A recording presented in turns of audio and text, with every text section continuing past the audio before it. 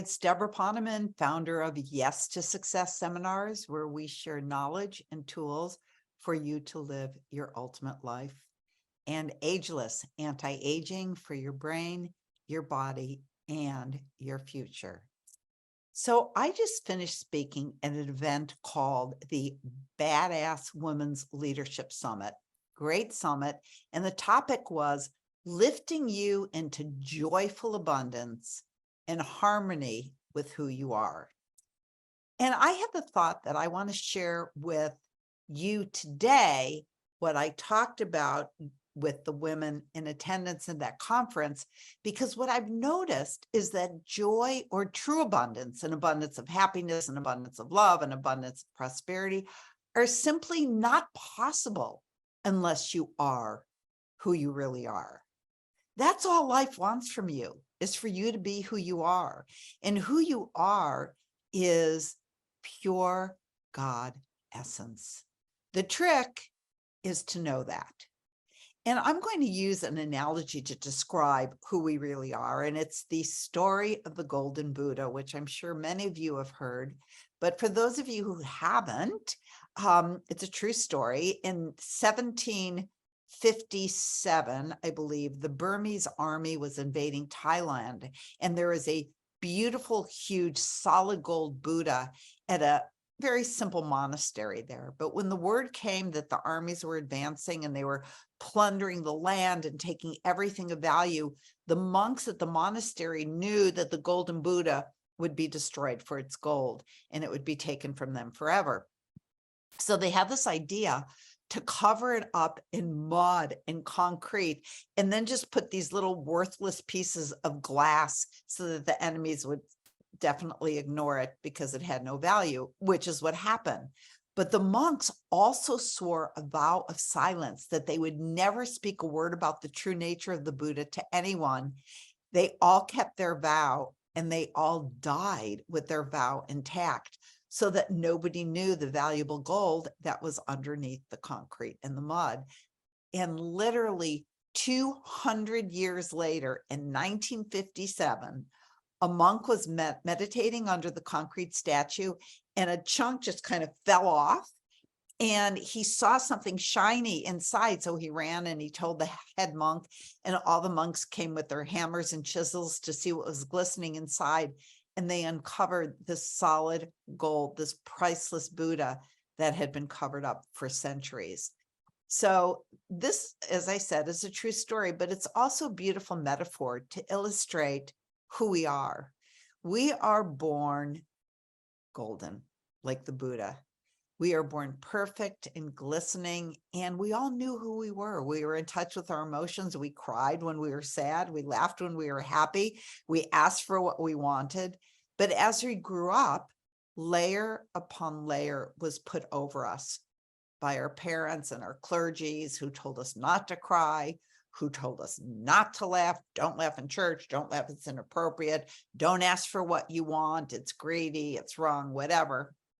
So all these shoulds and shouldn'ts and lies about us not being good enough or being too much and all of that on top of the media giving us unattainable images that furthered our belief that we weren't good enough, and our golden light became obscured.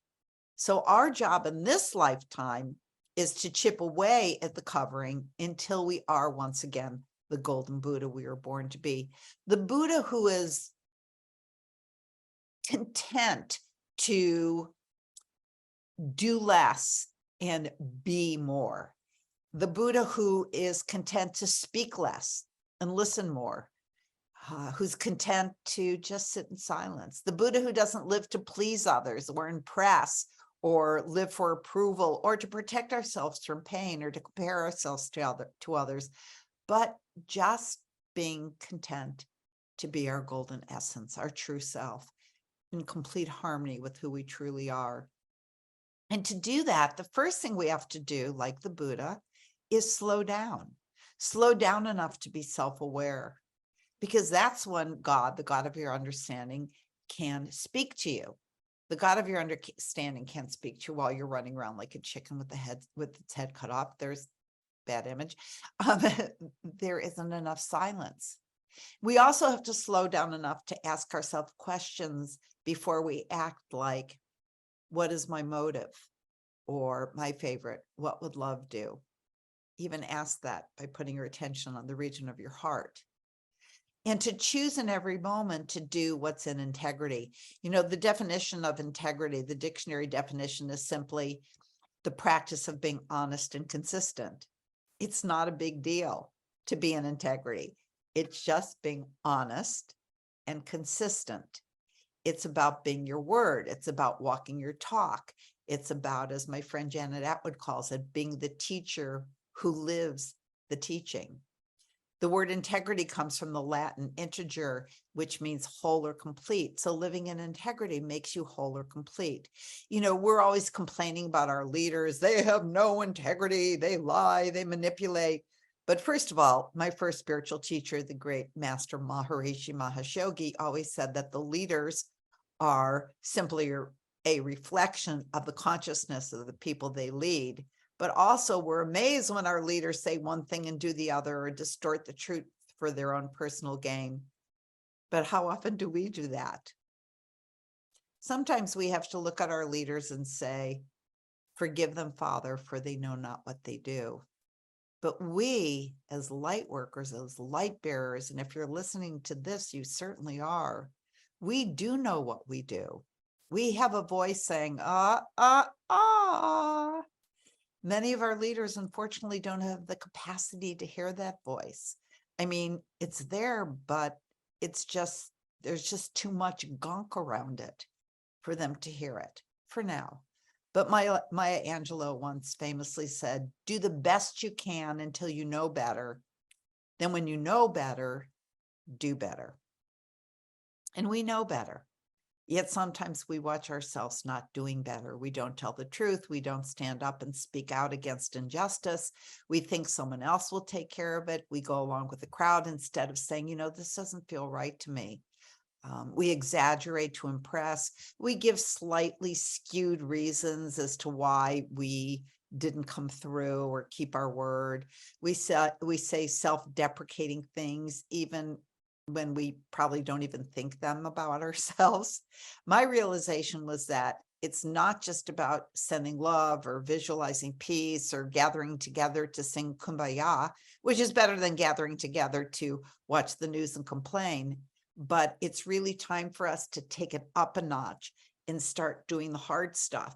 And I believe that the hard stuff is to be in integrity at every moment. It's how we can contribute to the world. But one time I was talking to a friend about being ready to do the hard stuff, the really, really living the truth, really living in integrity. And this is a very insightful man. And he said that he knew exactly the moment he started living his truth. And he really does live his truth. And he said it was when he was so depressed that he didn't care if he lived or died. And it was at that moment when he didn't care anymore that he stopped caring about pleasing others. And he stopped caring about what others said about him. And he just spoke his truth and he lived his truth. And it was like he became enlightened. And when he moved out of the depression, he realized that that depression was a gift, because he saw that when he was being authentic and not living for approval for others or to be liked or to please, that was when everything changed for him.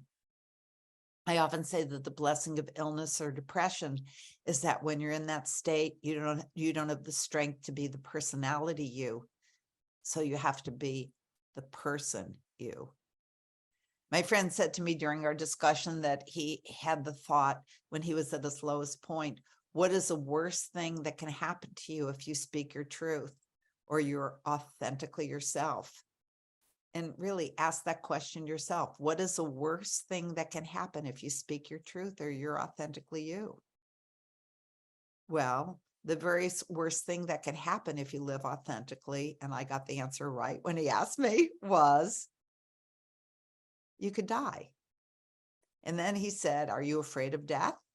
And I said, no, not at all. I think the other side sounds kind of groovy from what I heard from people who went there and came back. Bingo.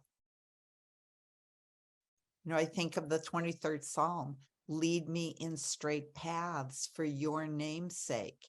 Even though I walk through the shadow of the valley, even though I walk through the valley of the shadow of death, I fear no evil, for thou art with me. There's nothing to fear because, I'm not scared of death. So what do I really have to lose? We manipulate and we move out of integrity because we think we have something to lose, and we don't. It's all an illusion. So now when I hear the voice say, Deb, you're out of integrity, I stop and I restart. Old Deborah would have just continued, voice screaming in the background, you're out of integrity, but I do it anyway until I found a way out. Now I stop as soon as I realize that I'm about to be out of integrity.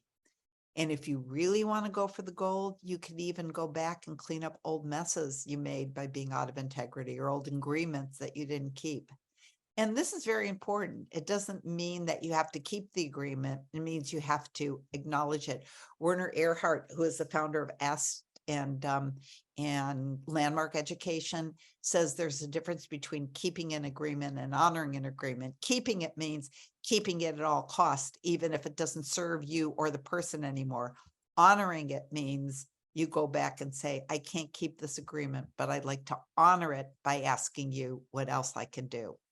Usually simply just acknowledging to the person that you made an agreement with them that you didn't keep is enough to clean it up.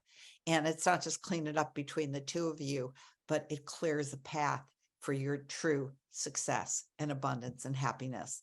These agreements made and not kept or acknowledged hold us back from everything that we want in life.